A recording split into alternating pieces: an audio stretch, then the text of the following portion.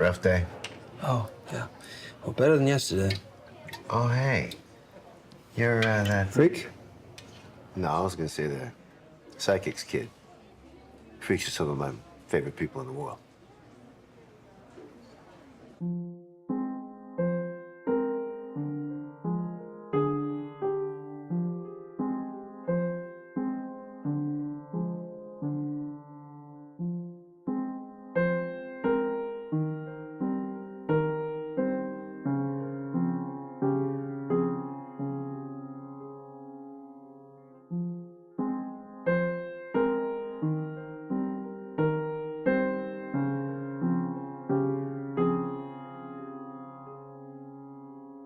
I guess this is where I'm supposed to comfort you.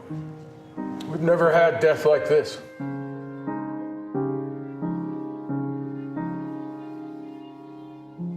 Holy shit!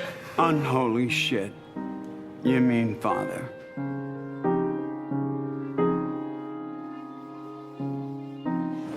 We do not fight against flesh and blood, but against the spiritual forces of evil. Are you ready to face what you've done? There's nothing to know, Billy.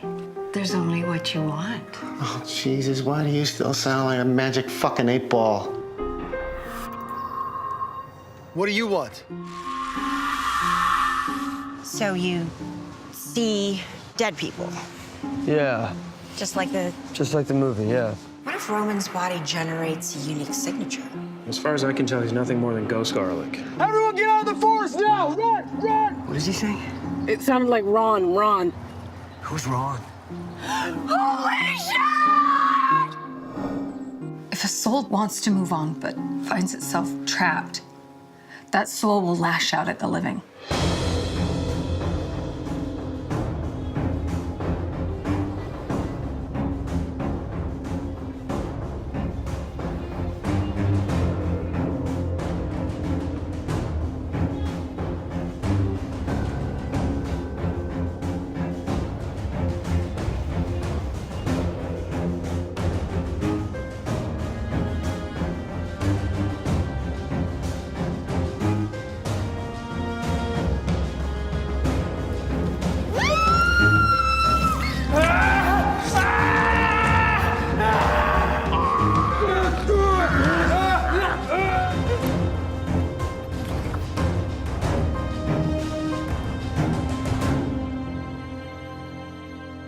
When you say I have this gift, I don't know what the hell you're talking about, because nothing good has ever come from this gift.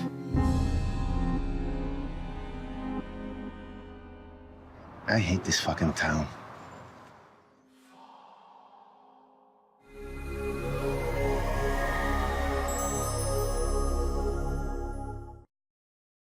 After being in that room, you guys weren't in the room, were you? I gotta tell you, wow, that's the best panel we've ever done. Good. Unbelievable. It was jam-packed. They turned away 400 or 500 people, but it was just the energy that was coming out, the questions, and we got a great panel. We got a great group of people that were, rubbing each other the hard way up there. So it was awesome. Very surreal. I mean, I've been to I've been to premieres for movies that I've written, and I've been to festivals when they've shown episodes of television that I've made, but this is actually the first time I've ever come to Comic-Con to, or any kind of event to do this sort of presentation. So that sort of, there's that great sort of oh my God, they like it, that's great. And then there's but they haven't seen anything, so we could still really fuck this up. So, we could be in a lot of trouble. Well, having done another genre piece in Van Helsing, and SyFy was interested in developing something in the ghost space. Yeah. Essentially, where ghosts are unable to pass on, and there's an anger there, and there's a resentment that has something to do with the history of the town and certain events that happened, which we can't tell you about. But it's an eerie show, and I just think it's really going to resonate with the audience. I've always had an interest in the paranormal, going back to my childhood. It sort of grew out of an extension of loving monster movies as a kid.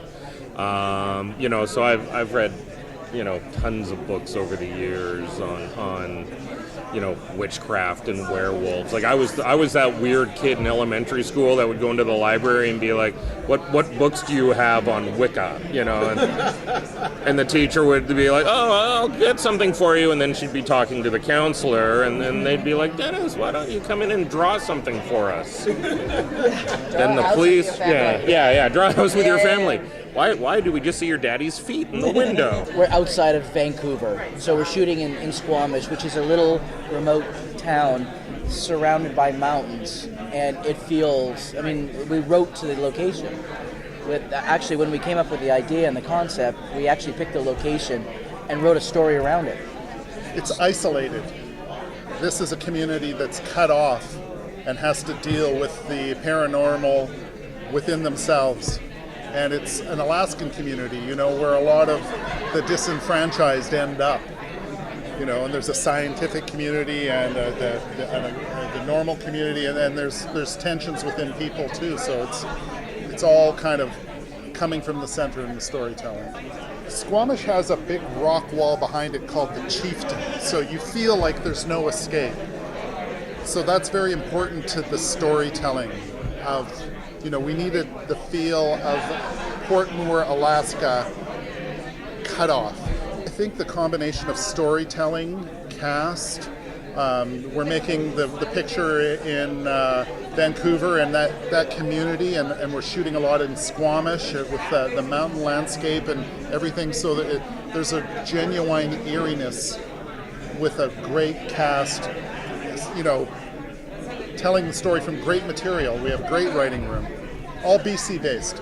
Well, we did. One day we were shooting in Squamish, which is a small town, and we were shooting in front of a private residence with a big vegetable garden. And this woman who owned the house was doing her vegetable gardening and recognized me, and started, you know, saying, you know, talking to him about her being like a groupie back when he was touring. So in the middle of shooting, Meat just walked away from set and walked into the middle of the vegetable garden and started having this conversation with this woman because he wanted to hear all about her experiences as a groupie.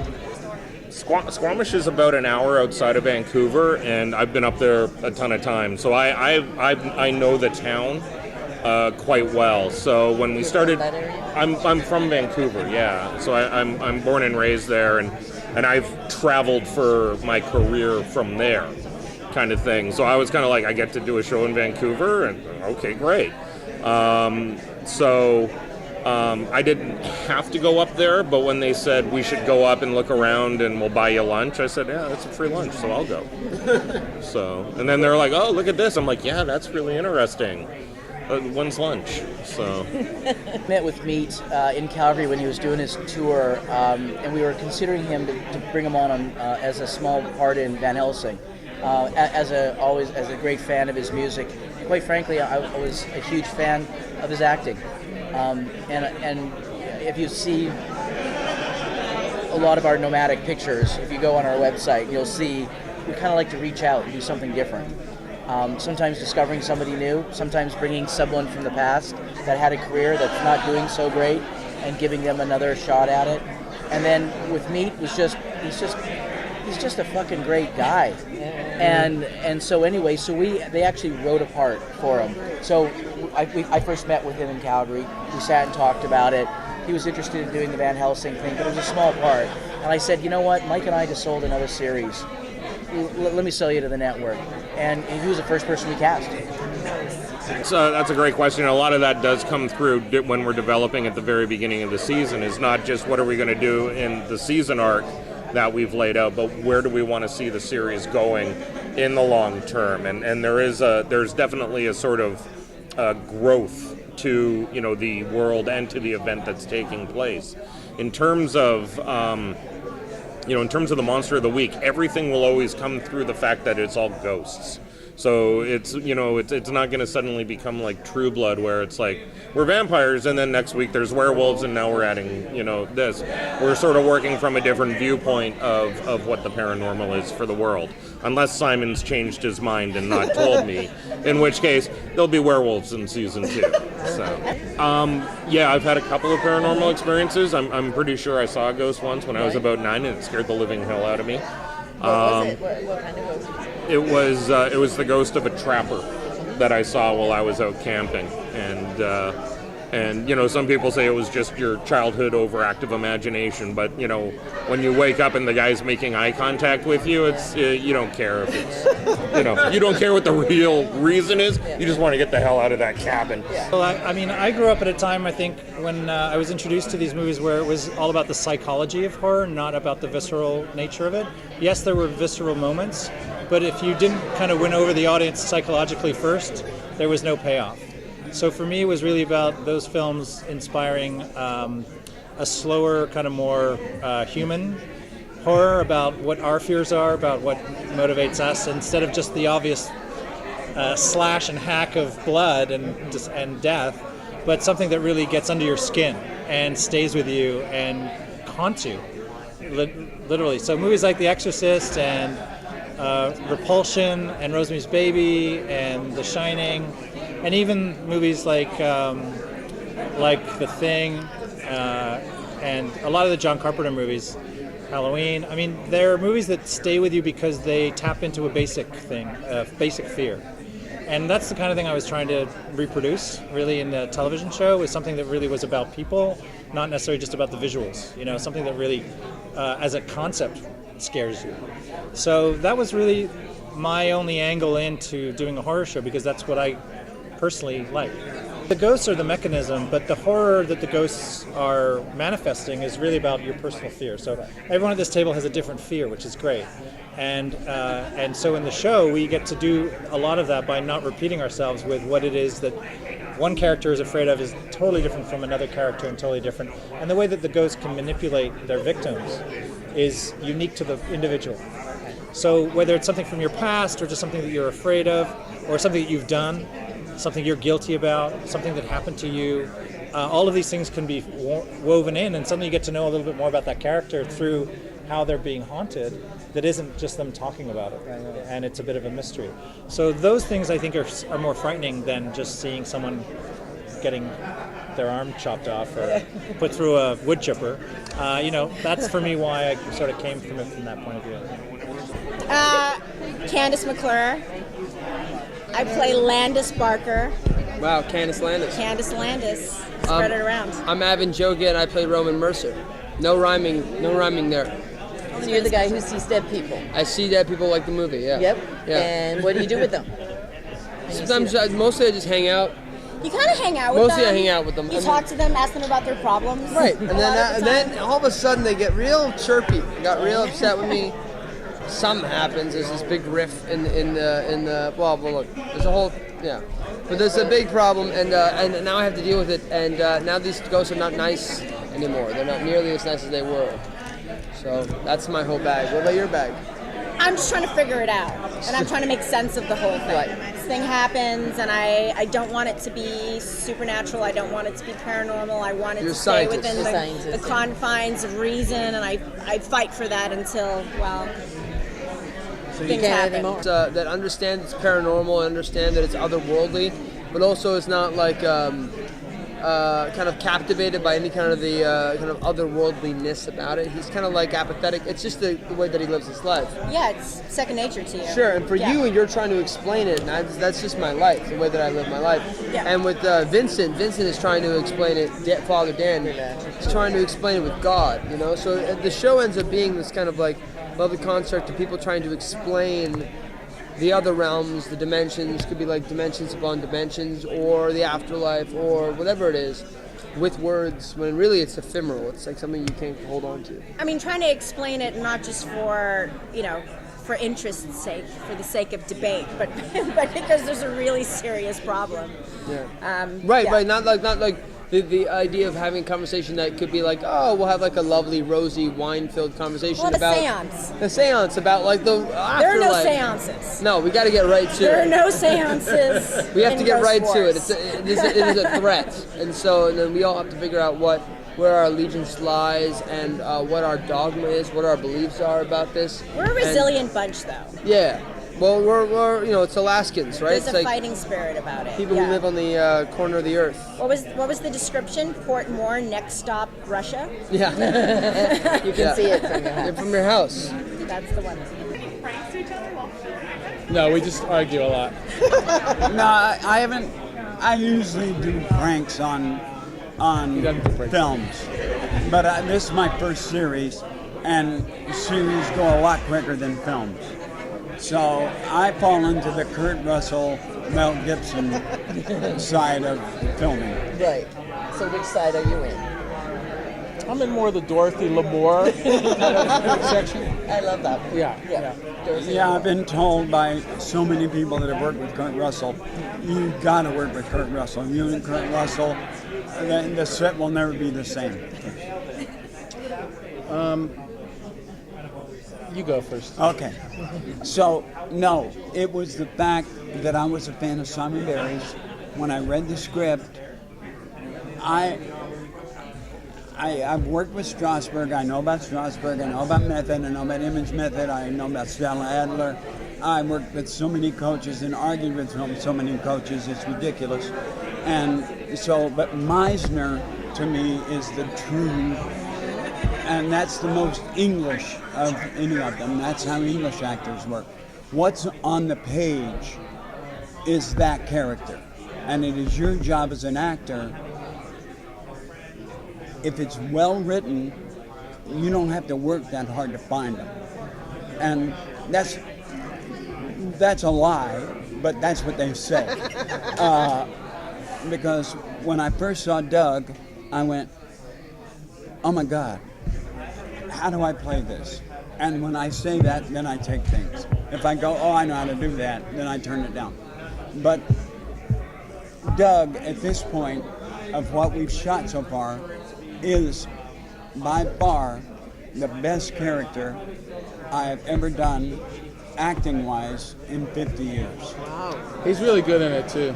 He's very good in it. There's a lot of social aspects to our story. You know, it's not only gore and ghosts, many different kinds of ghosts and scares, and just a crazy event happens to this town, but it's also about real people and their real lives, and he has relationship with his daughter and the thing that, you know, is just really intense, and he's just rising to the occasion, and he's just awesome in this show. Yeah, so is Vincent, but it really is.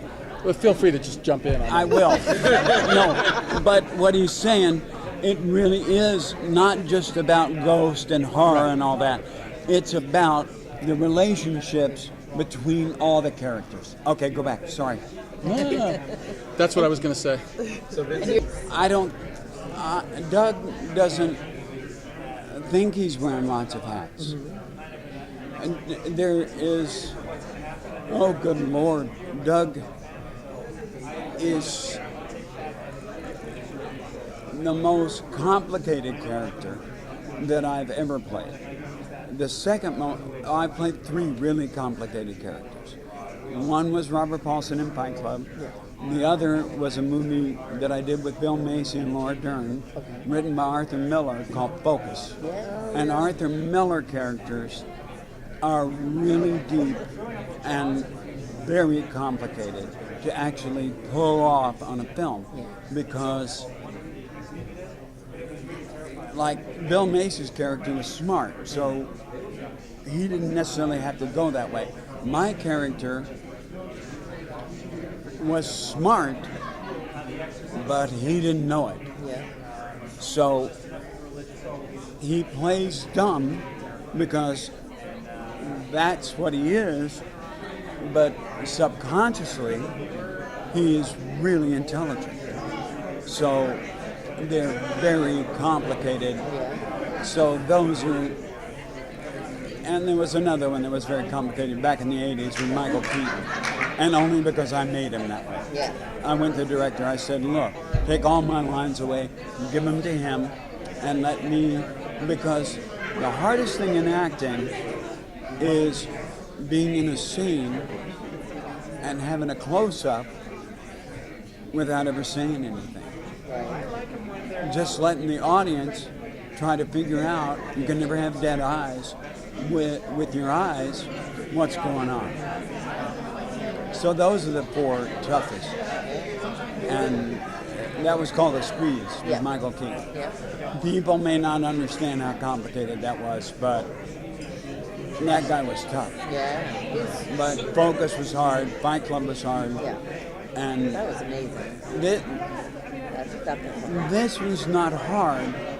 He's just really layered.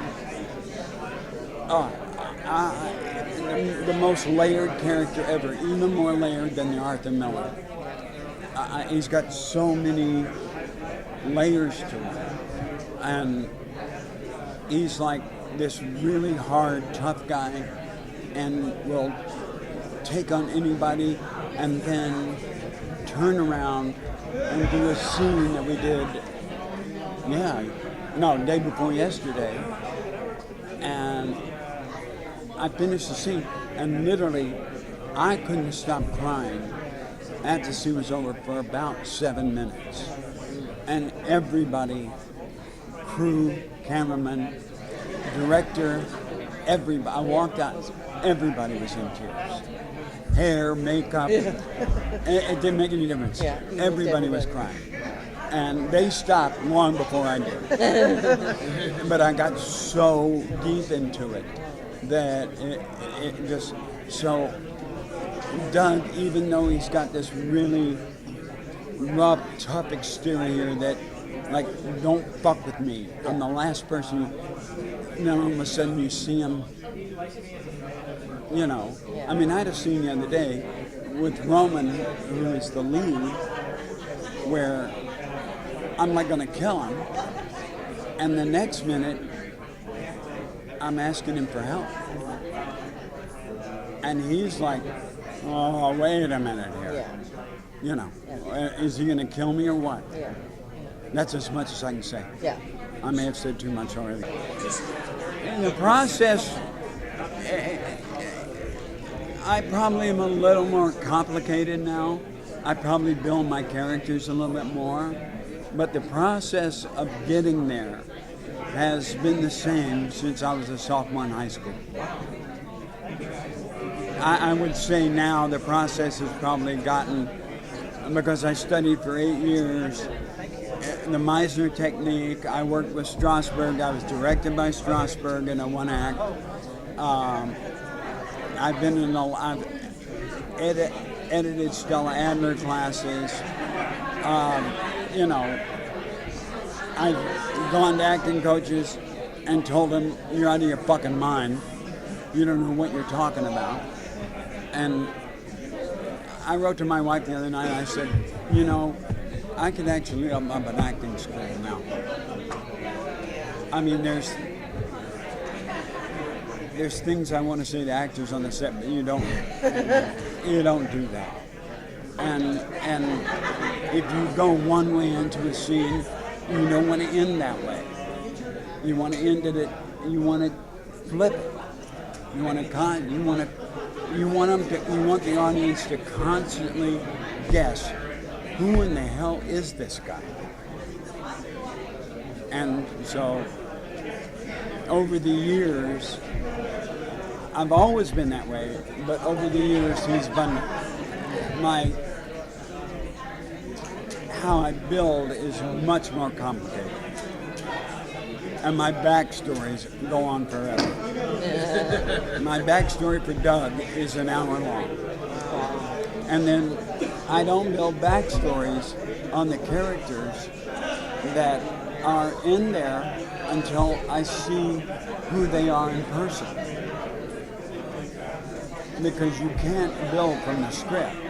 You have to build from who they are emotionally. And so then I'll see them in one, like on Winston. I had a scene with Father Dan, but I went earlier to watch him in another scene. So that night, I went back home because I knew I had this big scene with him the next day, and I built that relationship. And I keep building relationships constantly. The only relationship I haven't built on is Roman, because I hate him. I don't hate him now, but up until 2 days ago, I hated him and didn't want to know anything about him. Or his mother. So this is our panel. All right, this is our panel.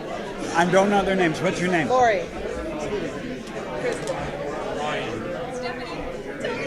Kevin. And Gavin. And that, ladies and gentlemen, is our panel. And Vincent is shooting this because not only is Vincent a great actor, he's also a really good director. And the next show he directs, I'm in it.